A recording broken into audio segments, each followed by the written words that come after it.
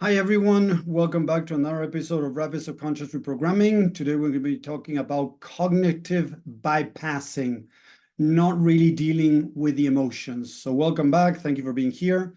If you're watching on social media, as I normally ask, guys, it would be great if you can put a hashtag live if you're watching live, hashtag replay if you're watching replay. Remember, when people interact with this, social media shows it to more people, and I'm taking this time to offer as much as I can to help people around the world with their mindset, with whatever they're struggling, with the challenges that we are living nowadays, right? So if you can comment, send me some love there so more people get to see it, and I know also that you're there. So thank you very much. Let's get started with this amazing topic today. So what does cognitive bypassing mean? And this is important because I see it a lot, not in everyone, but a lot of people that are not used to dealing with their emotions. They have found ways, as I always say, protective mechanisms to protect them from the pain. That's what the mind is doing. Remember, the mind is not the enemy. It's trying to protect us. So whenever we're feeling something, maybe anger, right, that is bothering us, and we find a way not to really deal with that. But I imagine cognitive bypassing could be like, oh, I shouldn't feel angry because this, and this, and this. And we logically explain why we shouldn't feel angry, right? Or when you ask somebody, or yourself, how do I feel? And then the mind starts logically trying to explain something like, oh, I got really angry. It really bothered me because this person cut in front of me with a car, and blah, blah, blah, blah. And you go down this road of explanation, but not really connecting with the pain behind the anger. The anger, as I normally say, is a surface level problem. Under the anger, it could be, feeling neglected, feeling not seen, feeling not worthy, feeling not valued. If somebody cut in front of you, they didn't see you, they didn't care for you, they didn't make you feel recognized, it didn't feel you worthy or whatever, right? So what the mind does is move away from the pain as a protective mechanism. But the problem is, when we move away from the pain, there's no learning. And this is what I've seen over and over again with personal development. Another, cognitive bypass in a way is when people use affirmations to try to feel better. So they feel like crap. And instead of investigating and learning from what they're feeling like crap, what's going on in their mind, they start doing affirmations to move away from the pain. Or gratitude, right? They logically start making, bringing these things in to try to stop the pain. So I feel anger, I start thinking about gratitude, right? So while I feel gratitude, quote unquote, I shouldn't feel angry. So in a way, I'm logically trying to bypass my emotions, stop the pain. But what I'm actually doing is, as I said just now, bypassing. I'm not really dealing with the pain. And one of the most important things that we need to do, people, is to learn how to deal with the pain. We need to go within and through the pain to be able to really release it. Sorry, the fireworks. Sometimes I do some things with my hands and fireworks, but it comes in the perfect moment, right? We need to go within and deal with whatever is going on inside of us to really be able to release and let go. If we keep falling into logically explaining how I feel, right, moving away from the pain, whatever it is that I move away from the emotions, could be a way of protection, and could be, as I call it right now, cognitive bypass, using the mind to try to logically explain something that's going on, but actually not really dealing with it. So again, how could that look like? I've done this many years. I used to teach emergency care. So after a rescue simulation that we did, where maybe we got somebody to die, in front of them, so that they can start tapping into dealing with death. Although it was a simulation, they took it really serious, right? And I would ask a person, how did you feel? Um, um, it was okay. It made me feel a little bit of stress, a little bit of this, a little bit of that. And then suddenly they went down the road of explaining. So when I got there, I saw the situation, so I knew I had to act, but I suddenly lost it and I didn't know what to do. So I started looking for help. So they started kind of doing telling a story without adding any emotion. So what we got to look for ourselves, of course, right, first, if we're doing this, is moving away from how am I feeling? I'm feeling anger. I'm feeling sad. I'm feeling anxious. I'm feeling I don't know, lonely, shame, guilt, right? There is so many emotions out there, and most people are moving away and trying to logically explain what they're going through. So by logically explaining what you're going through, you're not actually dealing with what's going on. So I'm not saying it's easy, and this is important to understand, please. I'm bringing this forward to help you with this, but that doesn't mean it's easy. Remember, it's a protective mechanism. So the first thing that I recommend is to love and accept that mechanism that you created. Or if you're talking to somebody else and you're seeing that they're having a hard time connecting with their emotions, understand that they're in pain and they're moving away from the pain to protect themselves. So I never said to somebody, oh, you're moving away from your pain, you shouldn't do that, right? I would ask them again, oh, if you don't mind, can we go back to how did it make you feel? I understand that you went through this, you went through this, you went through this. Okay, so when you get to the scene, how did you feel? So many times people are so good at this that they start in a way saying like, oh, so when I got there, I saw this and I saw that and this and that, and they start again going down into a story. Okay, and I stop them. Hey, thank you. I appreciate what you're saying.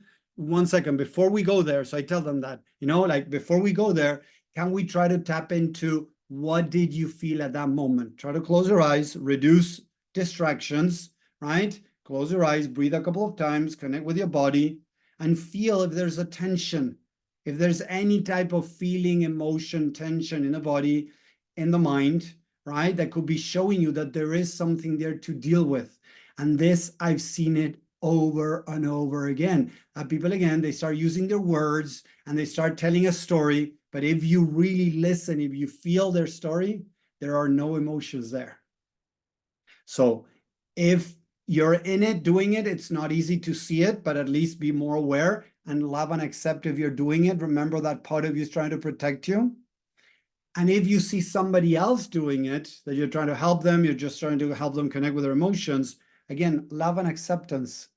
Because again, cognitive bypass is a way to not connect with pain. And it is very valid because when we were kids, remember this, people, when we were kids, we were taught and then it was reinforced. And even today, it's reinforced by lots of gurus out there, spiritual teachers. We got to focus on positivity. We got to be careful with that. I'm working with a woman that she did kind of a seminar or something with a group of people with Abraham Hicks. And she sent me the audio of that.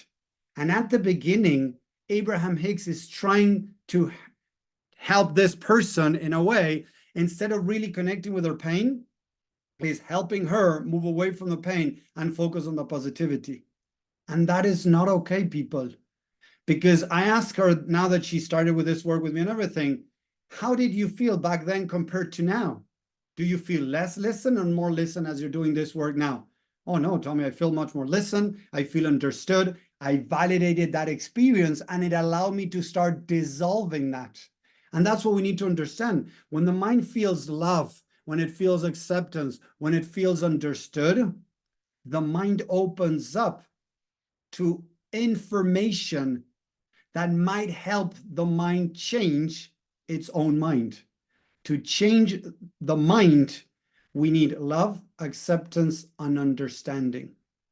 Seriously, that's the biggest trick that I work on people.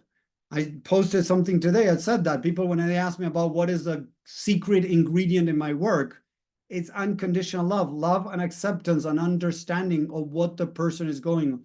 If they're falling into perfectionism, if they're falling into self-sabotage, if they're falling into procrastination, if they're falling into people pleasing, if they're accepting somebody to walk all over them, I love them and accept them and help them understand why they're doing it. Because if they start to try to deny what's going on, if they bypass, if they tried anything else except loving, accepting, and understanding, there's no real growth. That's when you need to bring in tools like the Dickinson method, where you scare the shit out of yourself to try to change a habit. So if somebody, loves sweets, right, and they're eating lots of sweets, so they imagine themselves in 10 years with diabetes, obese, struggling with their weight, about to die because of diabetes or losing limbs from diabetes. And from there, they try to change. That is, again, authoritarianism. That is not true love. True love is loving and accepting that there's a part of you that is not feeling love and acceptance and is using sweets as a way to deal with that pain. Seriously, I've worked with people that were doing sweets because when they were kids or their parents or a grandmother, I remember a woman that I was working with, she came to me saying, Tommy, I have a problem with sweets. I cannot let them go. I tried many things out there. Nothing seems to work. So I asked her, what did she try? And most of the things were trying to stop that. And I told her, okay, I want to bring a change in paradigm. Instead of trying to stop that, I want you to try to love and accept the part of you and understand the part of you that is doing that. When she finally was able to grasp that, open up to love and acceptance and understanding, she realized where it came from.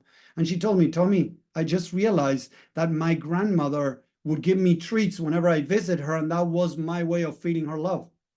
So now I give myself those treats because it reminds me of that love that I got from my grandmother.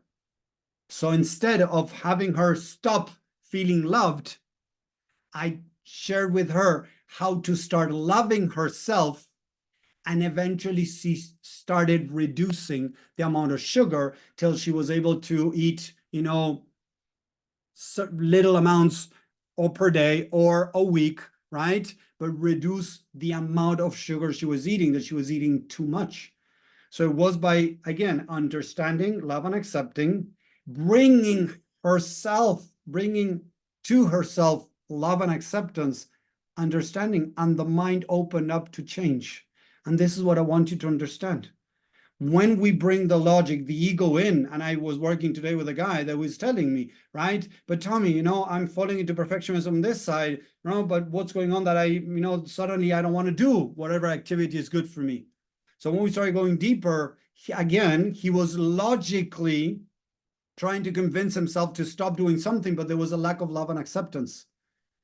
So we started practicing again, love and acceptance. That is going to bring understanding. Understanding is going to bring the mind to a state that is going to dissolve whatever behavior we're doing that we don't want to do, or start creating a behavior that we're trying to create. Everything is through the connection of mind and heart, emotional intelligence. But remember, the ego, the mind, is going to bring different behaviors, method, ways to try to protect you from connecting with the pain. Because when we were kids, we were taught that negative emotions were bad. Don't be angry. Don't be scared. Don't be. We heard it several times. Don't be sad. Don't be angry. Don't behave like this. We have attached that negative emotions are bad. So the mind has learned mechanisms to try to override that, try to move away from that. And that's where I go back, circling back to cognitive bypass, moving away from the emotions from a logical place. We need to use logic, yes, but we need to embrace everything, create an environment of love and acceptance so that then logic starts working. Logic without love and acceptance, as I said before, is going to just create more getting stuck, more of the behavior that we don't want. So I hope that makes sense. Let me know what you think in the chat.